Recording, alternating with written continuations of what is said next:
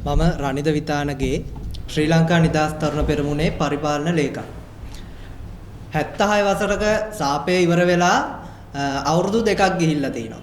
දැන් හෙට දිනේදී 78 වන නිදහස් දිනය සමරන්න සියලු කටයුතු සූදානම් කරලා තිනවා.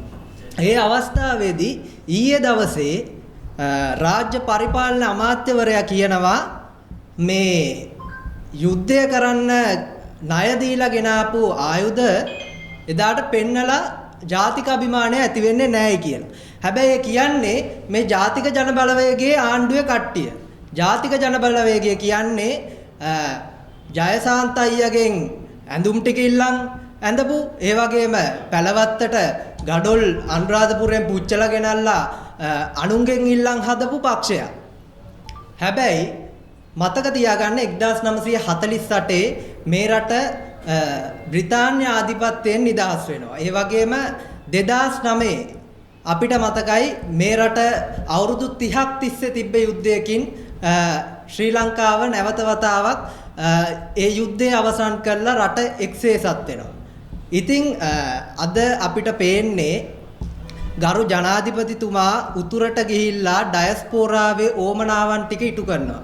හැබැයි එතුමාට ඡන්දය දුන්න දකුණේ ජනතාව ගැන හිතන්නේ නැහැ. අද වෙලා තින්නේ ජනාධිපතිතුමා ගිරේට අහුවෙච්ච පුවක් ගෙඩිය වගේ. උතුරෙන් ඩයස්පෝරාව ඒ වගේම දකුණේ එතුමාට ඡන්දය දුන්න ජනතාව. මට පේන්නේ අනිවාර්යයෙන්ම මහින්ද රාජපක්ෂ ජනාධිපතිතුමාට වඩා ආරක්ෂාවක් දෙන්න වෙනවා ඩයස්පෝරාවෙන් අනුර කුමාර දිසානායක ජනාධිපතිතුමාව බේරගන්න.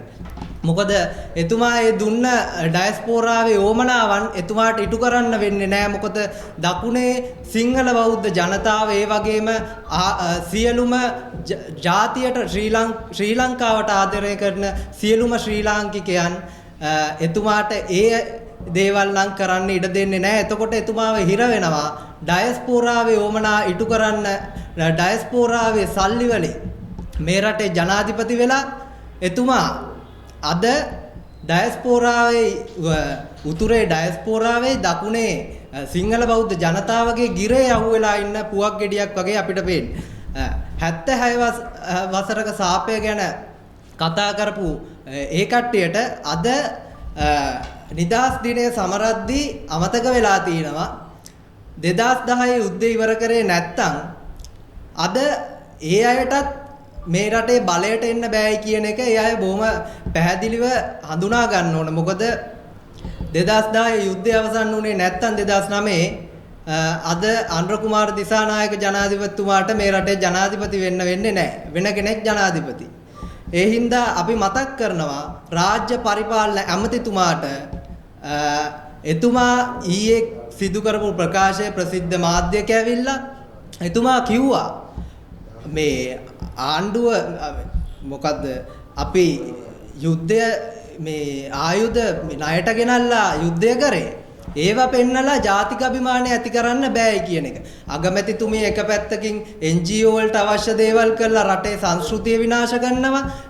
ඒ වගේම ජාතික ජන බලවේගයේ ජනතා විමුක්ති පෙරමුණේ පිටිස් එක අතකින් රටේ තියෙන සාරධර්ම වලට සංස්කෘතියට පහර දෙනවා. සමානාත්මතාවය ගැන මාළොකු පම්පෝරි ගහපු කණ්ඩායම් අද අපිට පේනවා ආණ්ඩුවේ පිටිස් විතරක් FCIDට CIDට එන්නේ නැහැ. ඒ අය කරන වැරදි වලට රන්වල හිටපු කතානායකතුමා අපිට මතකයි. එතුමා රියානතුරක් කළා ඒ සම්බන්ධයෙන් අද වෙනකොට කිසිම කතා බහක් නැහැ.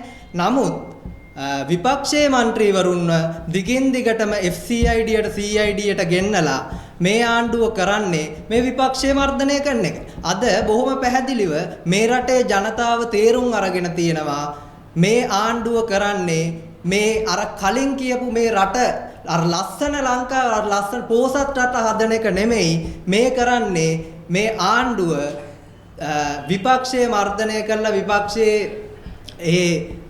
විපක්ෂය මර්ධනය කරලා විපක්ෂය විනාශ කරන්න පුළුවන් කියන එක අර පරිගැනීමේ චේතනාව තමයි ඔවුන් තුල තියෙන්නේ කියන එක අපි දකිනවා. ඒ හින්දා ගරු ජනාධිපතිතුමාටත් අගමැතිතුමියටත් මතක් කරන්නේ රටේ සංස්කෘතිය විනාශ කරන්න හදන්න එපා. ඒ 76 වසරක සාපය තුල තිබ්බ අභිමානවත් නිදහස් උත්සවය නැවත වතාවක් ඔබ තමුන්නාන්සේලාගේ ආණ්ඩුවක් යටතේම මේ අවුරුදු 5 ඇතුළත පෙන්වන්න වෙනවා. මොකද ඔබ තමුන්නාන්සේලාව කිසිම දවසක ඇදලා පාරට දාන්න මේ රටේ ජනතාව කටයුතු කරන එකක් නැහැ. මොකද ඒ කියපු පොරොන්දු ටික ඔය ආණ්ඩුවෙන්ම ඉෂ්ට කරගන්න මේ රටේ ජනතාව බලාගෙන ඉන්නවයි කියන එක ජනාධිපතිතුමාට මතක් කරනවා. ස්තුතියි.